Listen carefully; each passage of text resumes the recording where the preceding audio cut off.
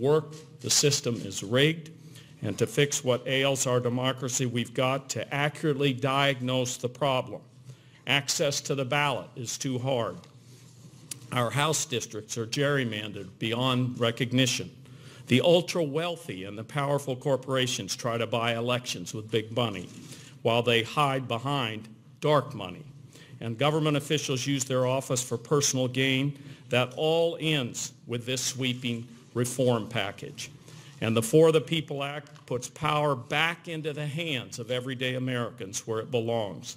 It answers the American people's call for reform, tackling three major areas to unrig the system, making it easier, not harder to vote, ending the reign of big money, and making sure public servants are actually serving the public.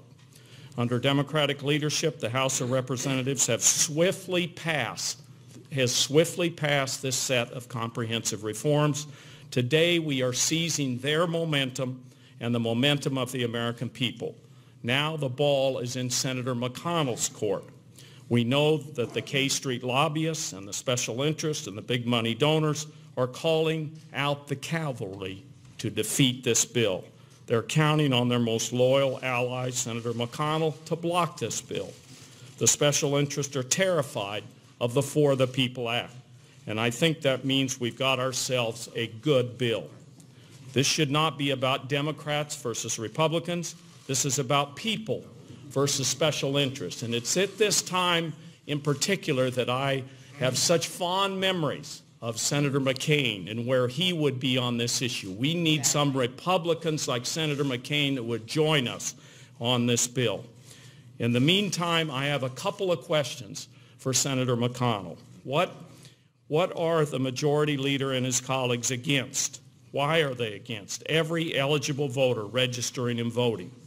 Why are the majority leader and his colleagues against taking the politics out of redistricting and drawing districts through independent and impartial commissions? What are the majority leader and his colleagues against? Why are they against unmasking dark money and showing the American people who's trying to buy their elections? Why are the majority leader and his colleagues against protecting our elections from foreign interference and bad actors? These aren't just our questions, folks. These are the questions of the American people, and I believe this will be one of the defining issues in our election next year, because you see the alignment right now. Every single Democrat is on this bill and fighting for it, believing in it, and wanting reform. And we don't have a Republican joining us in that effort. And with this, we've also been joined by all these members have worked many years on this reform package, and they're all going to speak in the order here of Senator Merkley, Senator Schumer. If we get Senator Schumer off the floor, he's here, right here. And Senator Klobuchar, Senator Durham, White House. Here we go. Okay. Yeah, okay. I'm delighted to be here, and Tom, thank you for your leadership on the For the People Act and reform and functioning of the Senate and of our democracy. The founding We the People vision of our Constitution has been corrupted by gerrymandering and dark money, voter suppression, and intimidation. We now have government by and for the powerful rather than government by and for the people. Today, we stand up together to end that corruption. If we fail, we will fail on health care. We will fail on housing. We will fail on education. We will fail on infrastructure and jobs. If we fail in this reform, we will fail to take on climate chaos, a threat that we must not fail on.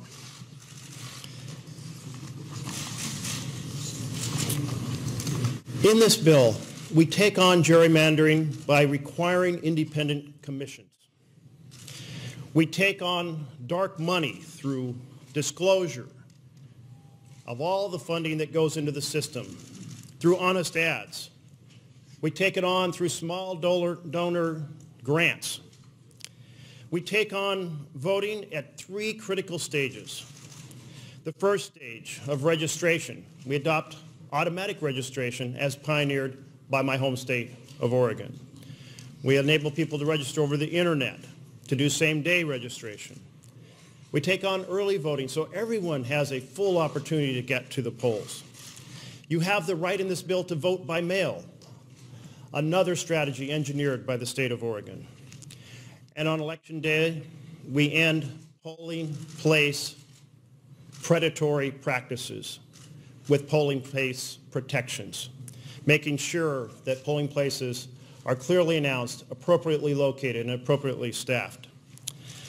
We know this last November 6th, what happened at the voting places. We saw strategies like in Georgia when registrations weren't processed, or in Ohio where voting polls or voting lists were purged, or in North Dakota where they sought to prevent Native Americans from voting, or in Iowa where they established an ID strategy to keep college students from voting, and state after state after state. It was here that we honor Johnson, President Johnson, who said the vote is the most powerful instrument ever devised by man to break down injustice.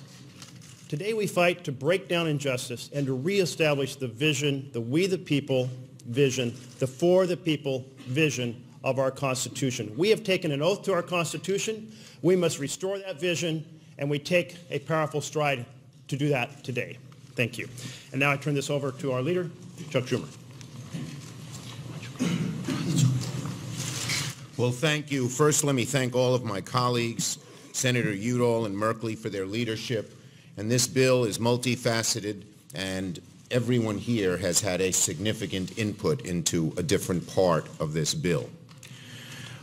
The wellspring of our democracy, voting, equality, each person has the same amount of weight in that democracy, is at risk. What's happened is people of malign influence have figured out ways around the fundamental core principle of this democracy, which is each person's vote, each person's influence should be the same. Our soldiers died for this since the Revolution of 1776. People have marched for this and gotten beaten up and brutalized and even killed. And now, insidiously, these evil forces that seek to advantage special interests or a small few are gaining ground. Now, that's always happened. They always figure out ways to get around the core of democracy.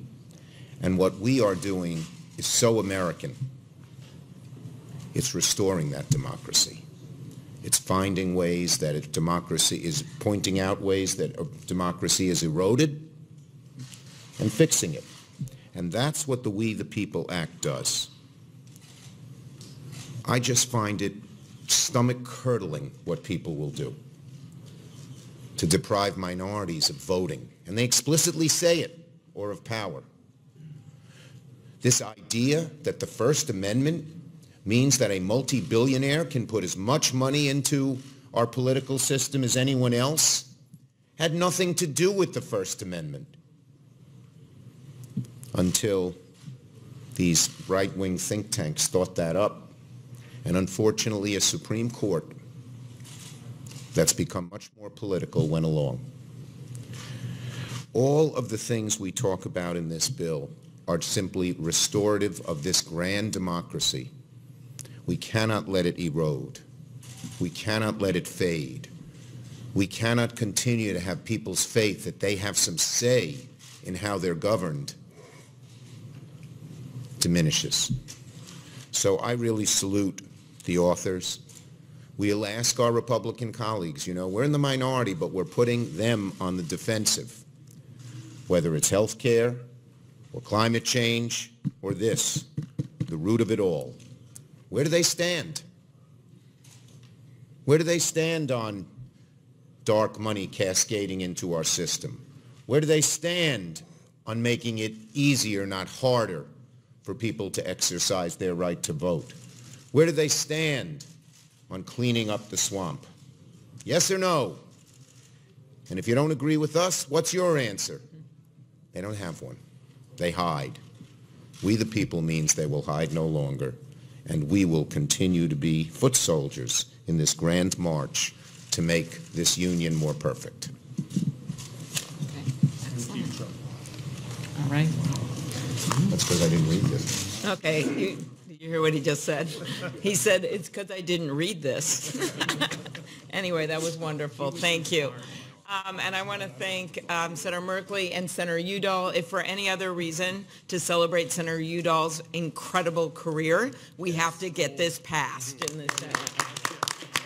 All right. So I am here as the ranking member of the Rules Committee and as someone who has taken on this issue for a long time, as someone who doesn't come from money but got into public office by raising money in small amounts. My first race I ran, they had a $100 limit in off-election years, $500 limit during the election years. And then I got here. And so when I am asked, like we were this morning, by these advocates for doing sensible things when it comes to gun legislation, mothers of kids that have been killed who know that the vast majority of people in this country are with us when it comes to background checks, why it isn't happened, this is the answer, right? Because our Constitution says that everyone has a vote. Well, that's not what's happening right now in America. The efforts to squelch the votes, the efforts to use dark money to try to stop common sense efforts. When you see the administration come out against the Affordable Care Act and say that people can get kicked off their insurance if they have a pre-existing condition, when those families are calling us, like they did yesterday and last night, yes, we tell them we'll do everything to fight. But the fundamental thing we can do to fight for the people of America is passing this bill. Because it literally, this dark money, the gerrymandering, the limits on voting is exactly why we're not able to move on climate change or gun legislation or doing something further to protect people's health care. So Minnesota had, once again, the highest rate of voting in the last election, guys. Sorry. Once again. And our CEO headquarters. Okay, well, this is, we're going to say this, but mostly, which is interesting, yes, we're one of the highest per capita, but yet we also have the highest rate of voting. Why is that? We make it easier for people to vote. We have same-day registration. We do all kinds of things because our parties on both sides through time have valued the simple idea that people should have a say. So I'm very glad that my same-day registration provision is in here. The idea that we should register every kid when they turn 18 to vote across the country, a bill I've been leading for a few years, is in here. The Honest Ads Act, we started out with Senator Udall talking about John McCain. That's a bill that he and I introduced with Senator Warner last year that simply says, hey, social media companies, you got to abide by the same rules that newspapers and radio and TV do, which is to have disclaimers and disclosures so people know who's buying the ads and what they are. And then finally, election security, backup paper ballots, something that Senator Langford and I and a number of others have been pushing for now for the last few years. We were stymied by the White House and Senator McConnell in getting a vote. That's in here. These are bipartisan provisions that are in this bill. So I am very excited about this effort, and I will end with where we began in 2018, which is that the people understand this now. They see the connection between the limits and the efforts to squelch them and their health care. My favorite ad of the last season was a woman named Angie Craig who ended up beating an incumbent Republican in the southern suburbs of the Twin Cities. And her best ad was an ad of people speaking in front of bales of hay. She has rural parts of her district as well, and their words were coming out of their mouths, but you couldn't hear what they were saying. And the point of the ad was, these special interests are stopping your voice from being heard. The solution is this bill. Thank you. With that, Senator Durbin. I think we preface these remarks by bragging about our states. So Illinois leads the nation in pumpkin production. I just want to put that on the table. I didn't think you were going to go toward the voting thing, but that's good. History tells us the following. It takes a significant scandal to create significant political force for significant reform. So what do we do in a situation where we become so used to scandalous behavior in our political campaigns that there's just no outrage factor anymore? The people instead have become cynical about us, cynical about what we do for a living, cynical about our country and our government. And that's sad. The voting turnout in many places is still disappointing, despite our best efforts to bring out the vote. And I think it shows a certain skepticism, if not cynicism, about this process.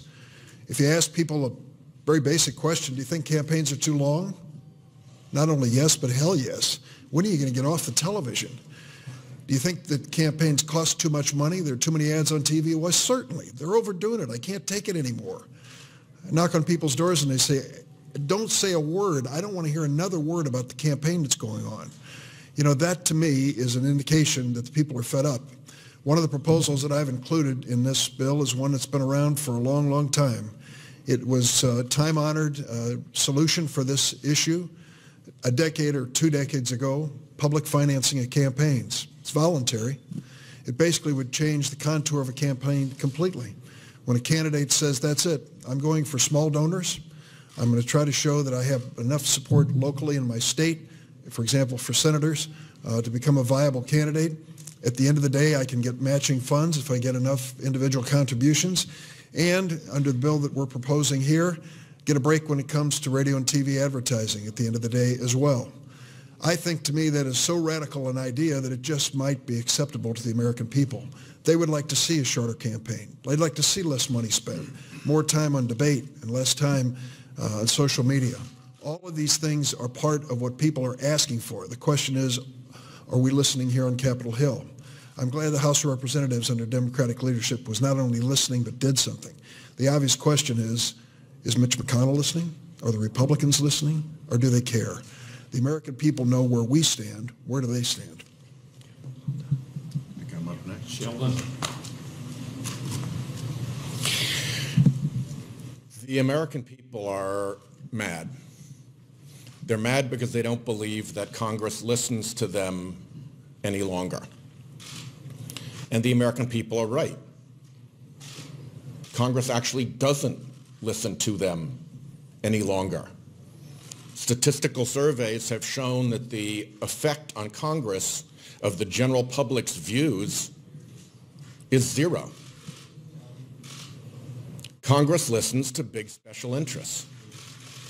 And Congress listens to big special interests because big special interests have been given unlimited and unprecedented power. They have first the power to spend unlimited amounts of money. Now, who are you helping when you give the power to spend unlimited amounts of money in politics? You're helping the people who have unlimited money to spend and who want to spend it in politics. That is a very small group, and it is probably the least deserving group of that kind of power. Then you add to that we allow them to spend that unlimited money anonymously, so that Americans can't even judge what the real story is, who the real actors are behind the masks. We see television ads from groups with silly names like Americans for Peace and Puppies and Prosperity, and you don't know who's behind it. And that degrades the system further and powers the special interests even further. And the most basic recognition that the average American has, but the Supreme Court obviously does not have at this point, is that when you give a big special interest the power to spend unlimited money and the power to spend unlimited dark money, you have also given them the power to threaten and promise to spend unlimited money and unlimited dark money. And those threats and those promises are always going to be private and secret and corrosive of democracy. So we absolutely have to get a handle on this. We absolutely have to shine a spotlight into this dark money bog that Washington has turned into. And I promise you, when I was a kid, I was a Foreign Service officer's kid. We lived in some pretty off-the-grid places. And if you went in the kitchen at night to get a glass of water and you turned on the lights, the cockroaches were scuttle for the corners. You turn on the Disclose Act, you put the light on all of this dirty, anonymous political spending, and you will see a lot of scuttling.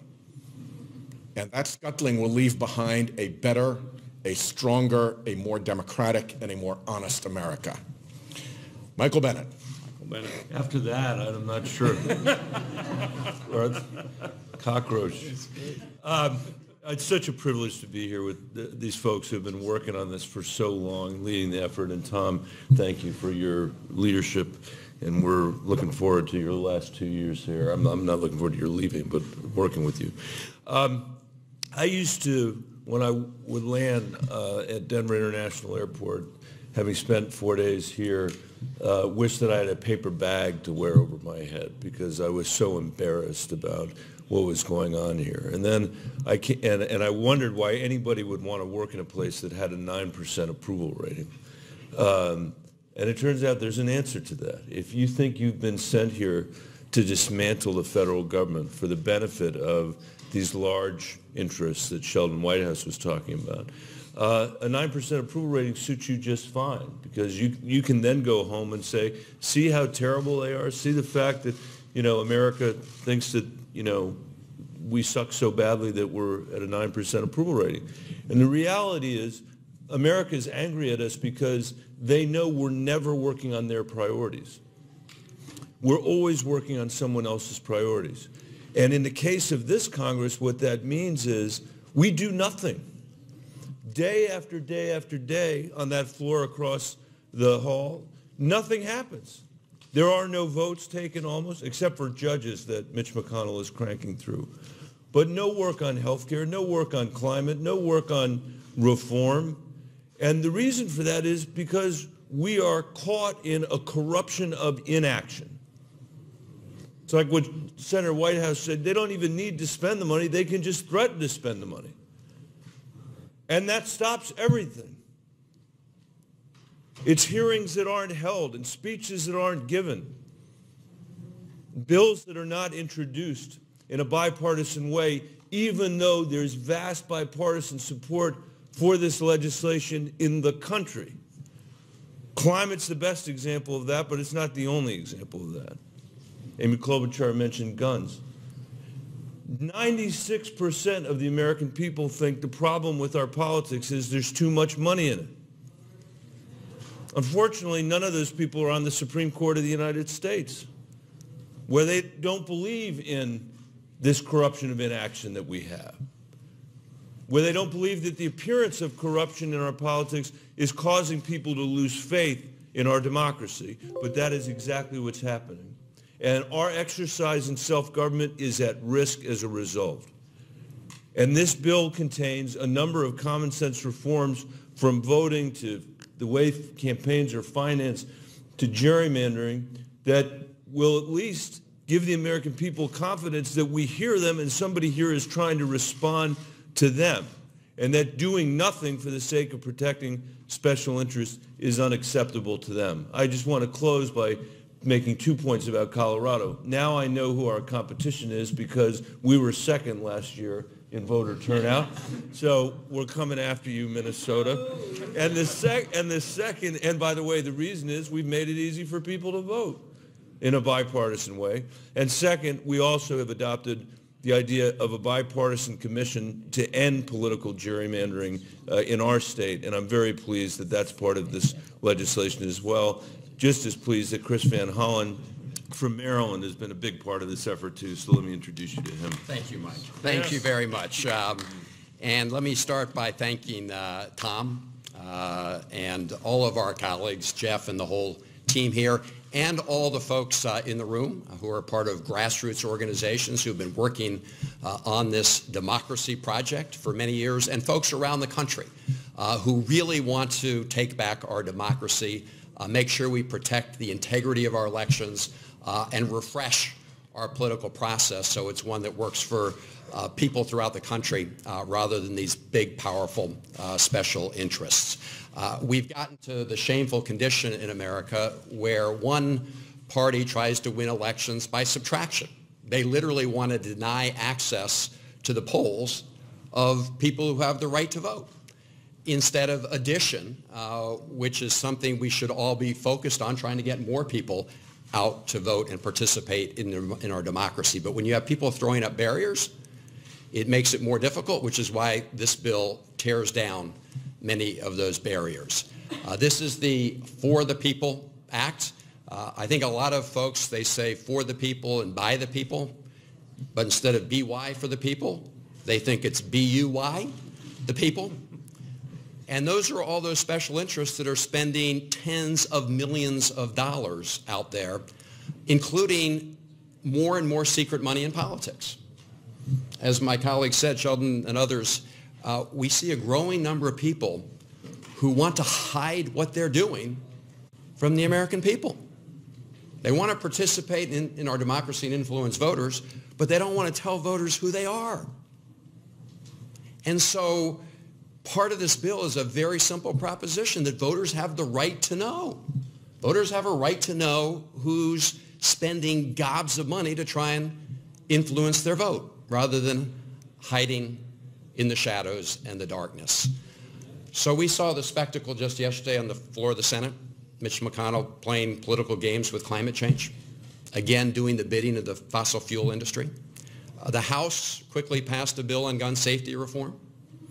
Haven't had a vote on that. Over here, what are they scared of? NRA money. And of course, the House passed a bill very much like the one we're introducing today that gets to the root of the problem and tries to address the fundamentals of our democracy. So we are going to continue to call on the Republican leader to bring this bill up, but we understand full well that in order to get this done, we need to take this issue to the country and to the grassroots, and we know the people are on our side on this issue. So I have great confidence that justice will prevail in the end, but we're going to have a lot of work to do to get there. So I want to thank my colleagues for helping make that possible. Thank you. Thanks, Chris. I think we're ready for a little Q&A. Please go ahead. Off-topic question. Off topic? Yes. So just let's stay on topic. We love this topic, okay? Like this one, though. Yeah. What? I think you'll like this one. And Okay. it is, can you guys respond to Betsy DeVos and the fact that her budget completely cuts funding for Special Olympics and also cuts funding for special education? Yeah, okay, all right. That's a good off-topic question. It's completely outrageous. We have had the Special Olympics in Minnesota. I've seen these kids. I've seen the twinkle in their eye. Both Michael Bennett and I have been co-chairs along with a number of Republican senators of the Olympics caucus, and see the value when it comes to Special Olympics. I'm shocked because we have a administration that likes to talk about their support for the disability community, and then you see something outrageous like this. So I think it is just, once again, what we see is not putting the people first. It was the disability community, as we all know, that really stood up against the repeal of the Affordable Care Act in a very big way. I still remember being in a small town parade with a mom with a stroller, and she said, this is what a pre-existing condition looks like. And she pointed to her 2-year-old who had Down syndrome. And she said, I will do anything to fight for him. So this community stood up for their own people, and now this administration is responding like this. It's wrong, and it's another reason we need to pass this bill. If I could just quickly say on the special ed cuts, on the special ed cuts, Congress did the right thing back in the 1970s when we said every child, including every child with a disability, has the right to a full education. As of now, Congress is way behind on making good on its promise of a 40% share of the costs of IDEA, under IDEA.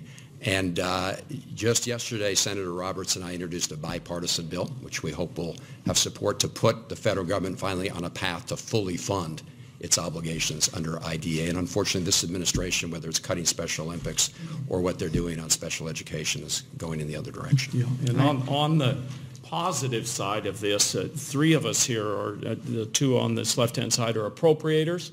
You see these kinds of cuts in appropriation, they come up, they're dead on arrival. I mean, we've increased money to the arts. We've increased money all across the board for many, many programs. So Congress is, when it comes to some of these spending decisions that are so out there, Congress is really making a difference on them. And just to relate it to, because it's so on topic again, these people with disabilities, they don't have the big money, okay? Yeah. I always think about, Paul Wellstone would always talk about kids that can't write the campaign checks, okay?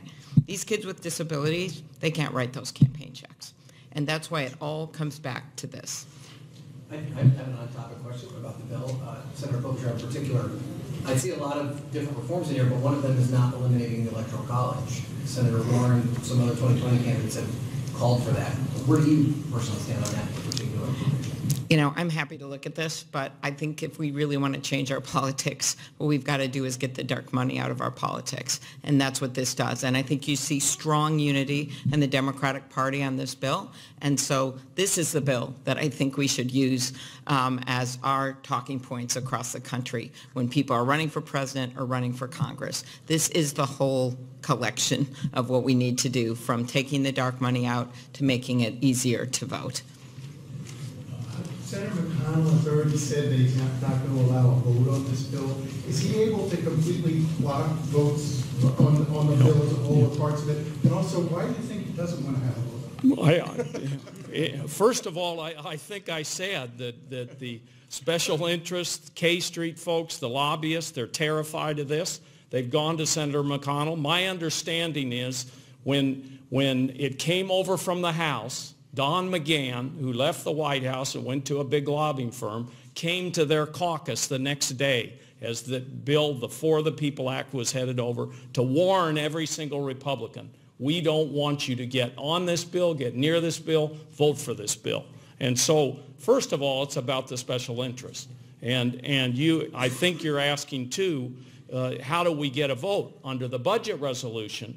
If they move forward with a budget resolution, which is supposed to be part of the process, that you have budget committee hearings and you come forward, you get many, many votes with a budget resolution on the floor. And the final thing, and Amy's involved in this is going into the people at the national election. This will be a defining moment in our democracy when you have all the Democrats in the House and the Senate and our presidential candidates talking about reform and them talking about the status quo. Yep. Yeah, please, Jeff, go ahead.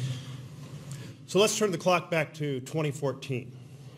We had Citizens United. We had the Koch brothers deciding to spend hundreds of millions of dollars in Senate races across this country. And certainly the Koch brothers came to my race in Oregon, spent millions of dollars. But they also went to Iowa and North Carolina. They went to Louisiana and Arkansas. They went to Colorado and Alaska. That moment of that dark money, that powerful, wealthy money being spent, put Mitch McConnell in the role of majority leader. Mitch McConnell would not be the leader of this body was it not for that dark money. So his power is premised on the corruption of our Constitution. No wonder he's 100% against restoring the vision on which we were founded.